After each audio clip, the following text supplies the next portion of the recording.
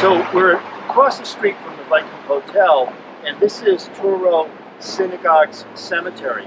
So the synagogue was built a few years before they purchased land, but the Jews eventually landed here. These were Sephardic Jews. The Jewish people who came to Newport had been thrown out of Spain and Portugal during the Inquisition.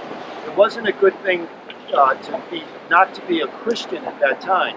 So they went to Brazil. They got eventually thrown out of Brazil, moved up this way. Amsterdam, New Amsterdam didn't want them, so they settled here in Newport.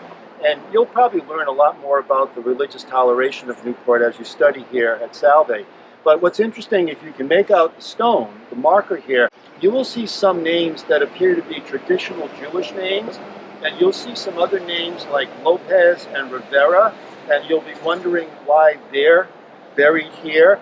Those Jewish people had to fake it, so to speak. They were conversos. They made believe they had converted to Catholicism to survive and kept the names. And when they came to Newport, some were free to turn back to their traditional names, and others just maintained the name that the family had taken on in order to survive the Inquisition. I want to say a word now about these incredible gates that surround the cemetery here. The gates go up in the 1840s, and by this time, Truro Synagogue was no longer operative. The synagogue, which we're going to see in a few minutes down the hill, opens up in the 1760s, but by the 1820s, there's not enough of a congregation left to maintain it.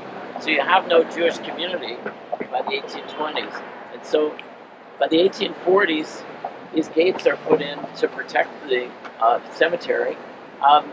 It's an Egyptian style, and one of the things I really like about it are the torches. So if you can see the torches that are upside down, but they're still burning. And so my understanding is that's supposed to symbolize that the lives are over, but your soul continues on, right? They're upside down, but they still haven't been extinguished. Okay, so we just moved down about a block. We were at the Jewish cemetery, very historic for the Jewish community. Now we're at the Barney Street Cemetery. This is a historic site for Newport's Catholics. This was the site of the first Catholic church in Rhode Island, set up here in 1828, and it's also the site of a very historic cemetery, Irish immigrants. So first let's talk about the church. By 1828, there was a small number of Irish immigrants who were working at Fort Adams, to build Fort Adams, and so the Bishop of Boston decided to send a priest down, and he decided to set up a parish here. He purchased a schoolhouse and decided to convert the schoolhouse into a church. And so it probably would have stood right here, fronting out what's called Mount Vernon in front of me. The bishop wasn't happy with the schoolhouse / church. He didn't think it was big enough. And so by the 1830s, the schoolhouse chapel was moved off of the grounds. And this is one of the things I find interesting about Newport in the 19th century. Houses were not demolished. They were not torn down. Instead, they got moved. And so this has been a mystery for historians. Where did that old church go? Now, there's some theories that it's now this blue house diagonally across from me, just a block away, that it's now a house. What had been a schoolhouse, what had been a church is now just condos. But nobody really knows for sure. But the thought is that it's probably still standing. Well, so that schoolhouse / church got moved somewhere.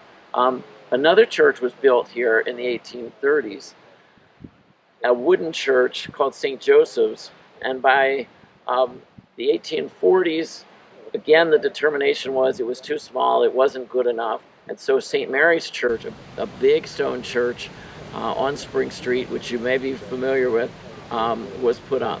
And so the wooden church here was taken down, not moved, but instead disassembled, and so the lumber was used for a florist. He used it for his greenhouses.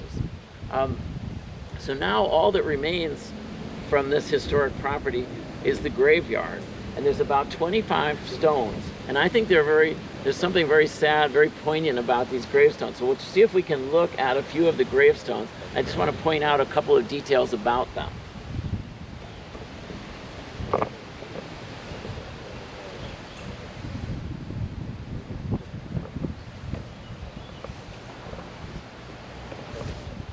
So if we look, the names are very Irish.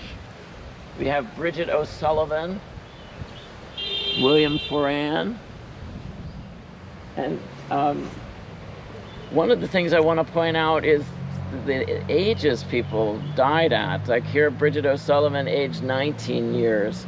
And what almost all of the stones point out is the town that these people were from in Ireland. So here it says the parish of Balliny and the county of Limerick. This one, John Bohanna, a native of the county of Waterford. Native of County Cork here, William White. And so what historians say about this is these people had come to Newport, were working at Fort Adams, working also in town, but they still very much saw themselves as Irish rather than American, because that's what they wanted put on their headstone, was what county were they from in Ireland. For years, these stones were lying flat, but the Irish History Museum here in Newport made it a project to pick the stones up, and you'll notice in some cases they're supported by metal. They've been restored. This was all fenced in 1999 to protect the headstones.